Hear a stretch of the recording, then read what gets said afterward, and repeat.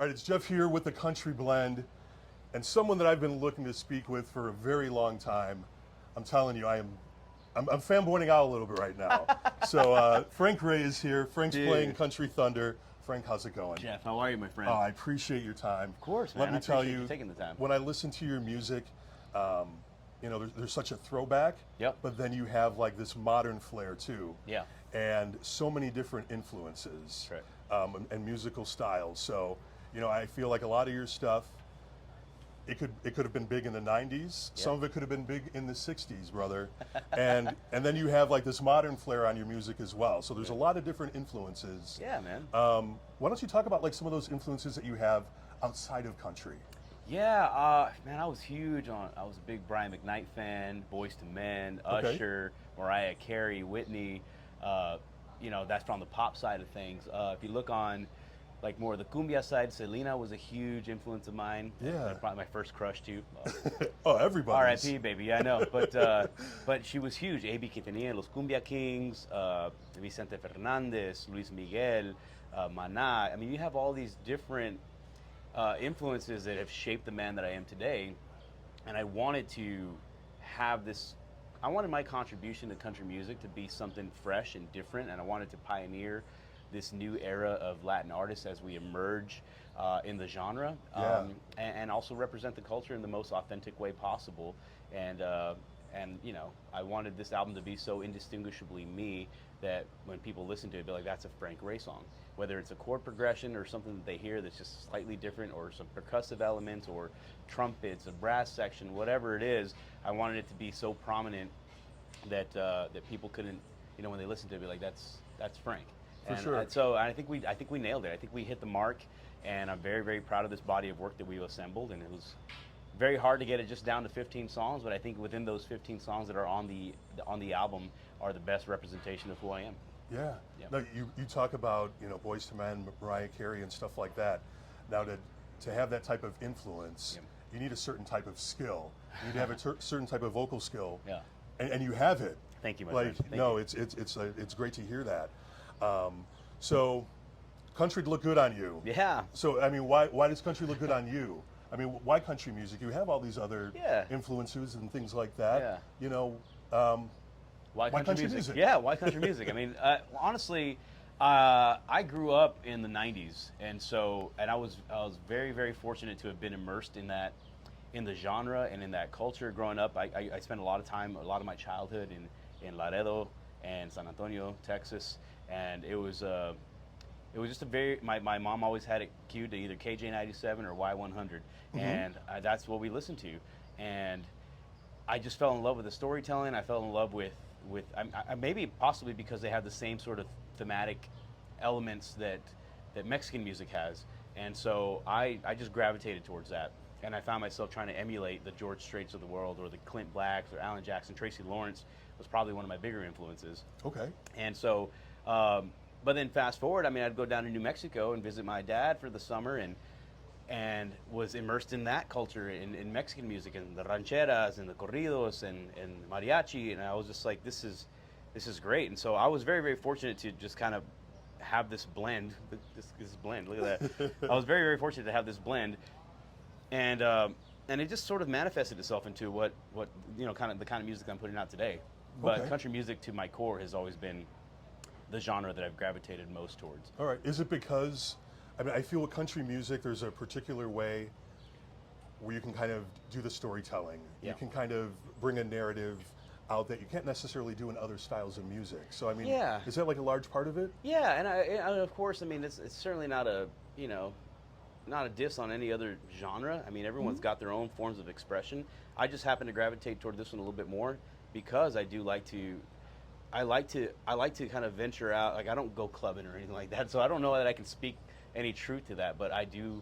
I'm a very, very, I'm a big family man, right? And I like to party, but I like, also like the notion of, or the imagery of a guy sitting on a bar stool in a smoky dive, just drinking his sorrows away because he messed up somewhere in life, right? Yeah. Whether it's a relationship or just his job or whatever. I mean, I like this sort of heart-wrenching, but also being able to speak about family or have a party, and it's all these different things that have sort of guided me to country music, and I think that's why I gravitate towards it, and I think it's just the most, in my opinion, one of the purest forms of music and expression.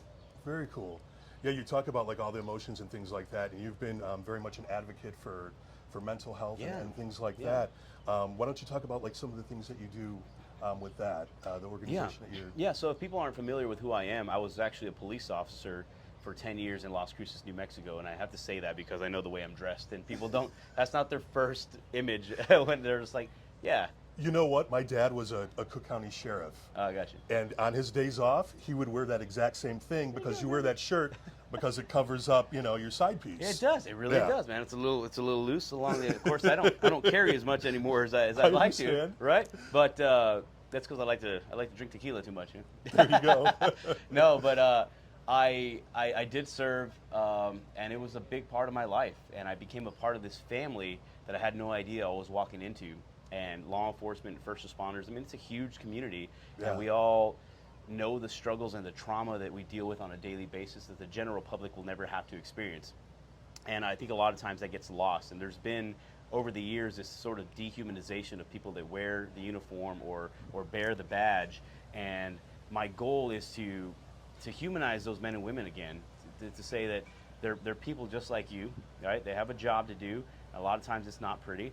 Most of the times it's not pretty. Yeah. And when you deal with that kind of trauma on a daily basis, it's very hard for you to be vulnerable when you're expected to have this command presence or this assertiveness about you and to solve people's problems.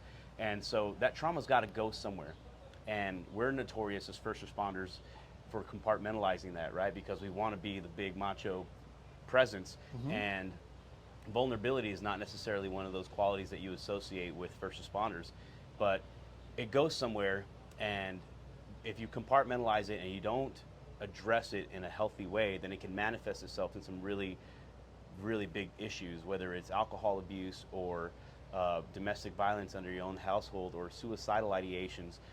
These are real problems that these men and women deal with, and the statistics are out of this world. 85% of first responders are more likely to take their own life than to die in the line of duty.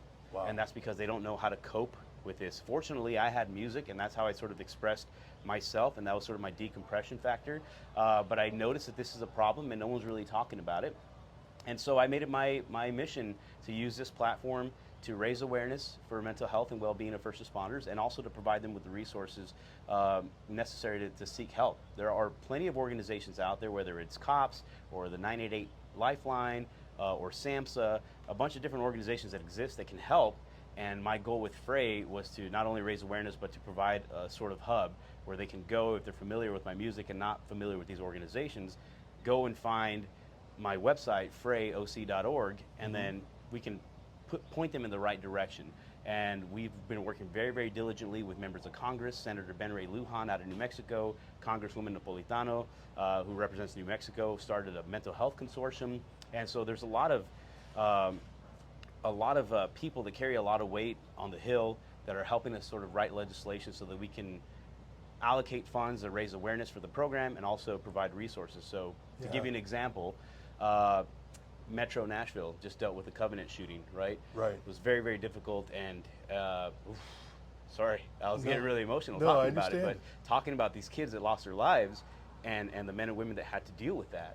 Yeah. And not having a good way to process that information or debrief. And so my goal for them was to provide some sort of decompression room. And so we got some funds together and got massage chairs, like full body massage chairs. Bose donated a great sound system. We got some track lighting, and we're going to build out this one room for Metro Nashville PD where you can just go and decompress for a little bit. Lock up your firearm, take your uniform off a little bit, go get a massage, zen out for 30 minutes, whatever you need to get yourself in the right headspace, and then go back out there and take care of business. So things like that we're doing, and just seeing the message and seeing the positive impact that it's having and how necessary the conversation is. I've visited about 45 different police stations and firehouses at this point while I'm on tour, and everywhere I go, it's received a lot better when it comes from a peer. And so it's been a big mission of mine, and sometimes I talk about it a lot more to the detriment of my own music, right? Sometimes I get more passionate about that than I do my album. But, well, like I said, I can relate because, you know, my father being in law enforcement and stuff like that, Yeah, I totally understand. Yeah, it's tough, man. And so yeah, I just think we need somebody needs somebody needs to ring that bell, and that's what we're trying to do. Yeah, and you're ringing it. It's great. Appreciate that, brother. So yeah, no, like I said, your music's great. You know what you're doing, helping first responders and stuff like that, also perfect. Now, there's some other different ventures that you have there too. Yeah. I'm talking about this salsa that you make. Let's go, man. All right. So how did this all come about? Well, obviously that's a big part of our culture, right? Growing up in New Mexico and the Southwest, that is something that's just like that we grow up with, the spice, right? And when I moved to Tennessee, that was very, very hard to find. Something that matched the flavor and this and that. Yeah. Nashville hot means something totally different, right? It's a different type of heat, and it's oil based and stuff. And I was like, no, we like to use like guajillo chilies or ancho or jalapeno serranos. It's not as tomato based as it is a little further, I don't know, southeast or whatever. Mm-hmm. So we started making salsa just at any little carne asada that we'd have, and we'd have people come over and they would rave about it. And my wife and my manager's wife, they just kind of got this bright idea to make their own salsa. Just the salsa they're getting, but just put it in a jar. Okay. Well, the record label thought it was a great idea for us to gift those jars of salsa to members of radio, and it became this huge campaign where it's such in high demand that we started making like 1,000 jars of salsa, and I was like, all right, I didn't sign up for this, but it was also good. It put a little personal touch on meeting me and meeting my family and my team, and it was a really cool thing that happened. But Ember Salsa is what it's called, and yeah, I mean, they're still very small scale. It's not a huge thing, but it's something we like to kind of put our own little personal touch on. Okay, I'm definitely gonna have to try it out. Oh, I got you covered, baby. All right, I appreciate that. Yeah, we'll send you some. So you're playing Country Thunder today. Yep. Now that there's a lot of buzz all over the country about what's going on with Jason Aldean. Your thoughts on that? Man, yeah, honestly, I haven't listened to the record. Sorry, Jason. Really, because I've been so into my own album and promotion and stuff like that, so I've just really been promoting that stuff. But I will say, from an artistic standpoint, I think he's just expressing himself in the only way he knows how, and if that's something that has to do with let's try this small town. Try this. Something like that too. I'm in the same boat, man. I haven't really listened to the whole song. Yeah. I saw the imagery in the video, and I don't know. You know what I mean? Yeah, I don't know. Maybe you can refer. What is it? Is it like? Well, I guess the big thing was the imagery in the video. He's in front of a courthouse. Gotcha. And it was a courthouse where someone was lynched way back when. Gotcha. Okay? So some deep-rooted history there. Probably. Absolutely. Yeah. Which is horrible. It's an awful thing, and it's part of our history. Like there's so much awfulness. It's part of our history. Yeah. Yeah. And I think it was, and not to use the term triggered, but I think it just brought up a lot of bad memories. Yeah. And was it a poor choice of location? Maybe. Yeah. I don't know. Gotcha. I don't know that he necessarily knew to go in there. I don't know. You know what I mean? I mean, it's just one of those things where when you're a public figure and you're as prominent as Aldean, you're opening yourself to all types of criticism, whether people are for it or against it. Right. And I think that's just the world that we live in now with social media and how huge it is. You put yourself out there and you put your heart on your sleeve, and it's not for everybody, and that's just it, man. But quite frankly, I just wish we try to promote positivity in our show, for and sure, this and that, and I'm sure there's going to come a point where people are just like, I don't like that song, Frank, and this is why, and I'm sure I'll have to defend something at some point, but I think we just we'll find some common ground. We'll all be better off for it. Yeah, and that's what you said. Like keeping it positive. That's what I'm really always about. Yeah. To bring up certain things and this whole ordeal. If you come to my town and you mess up, this is what's going to happen. Sure. Okay, like I get that, but come on now. Yeah, well, be positive. Yeah, and it might be a hot topic now. And honestly, it's happened before with several other artists in every genre you can think of, and it'll blow over, I think, in a couple of weeks, and then there'll be something else to talk about. And right. But for the time being, it's the song to talk about. I should probably go listen to it. Yeah, we can listen to it together if you want. Yeah, listen to it. Maybe man. We'll do that and see what's going on. Yeah. But no, Frank, it's great to talk to you. What you're doing for country music, what you're doing for people of color in country music is a Yeah. big thing. Yeah, You yeah. know, Thank we you. were talking a little bit off camera. You know, I always felt kind of odd, my love for country music, Yeah. because there wasn't somebody who looked like me. And now with everybody and the way that country music is becoming a whole lot more inclusive, Yeah. that's yeah. that's a huge thing. And I'm very, very- so thank you for that. And I've got first mad and respect. foremost. Thank you for saying that. I've got mad respect for the genre. I mean, every genre in music in general has always evolved, right? And I think that's opened up the door for artists like myself. Now, being a Latin artist in country music isn't necessarily a new idea, right? Right, I right. always tell people Mexican music and country music go hand in hand. They've gone hand in hand since the beginning of time. Bluegrass, gospel, rock and roll, everything it's always been this sort of melting pot. And for whatever reason, my culture hasn't been represented by a Hispanic artist in probably the better part of 20 years, man. It's been a very, very long time, since Yeah. the 90s. You think Freddie Fender, Johnny Rodriguez, Emilio Navaira, and Rick Trevino. Rick Trevino was huge in the 90s, right? And after that, it just kind of died down. And it could just be the timing of it all. But now, because country music has become more inclusive, whether it's for black artists or Mexican artists or LGBTQ, whatever it is, the door's wide open for us to be able to go and represent these, marginalized groups, so to speak. And so I'm very, very proud to be one of the few, if not the only, Hispanic artist in mainstream country radio right now, or mainstream country music that's making some waves, and I think we're doing so in the right way. There's no gimmick. It's all authentic, and I'm just representing the stuff that I like to listen to, and if the culture comes along with it, and people vibe to it, then all the better. Yeah, it's good stuff, man. Yeah, no, it's it been is cool. really cool. Yeah.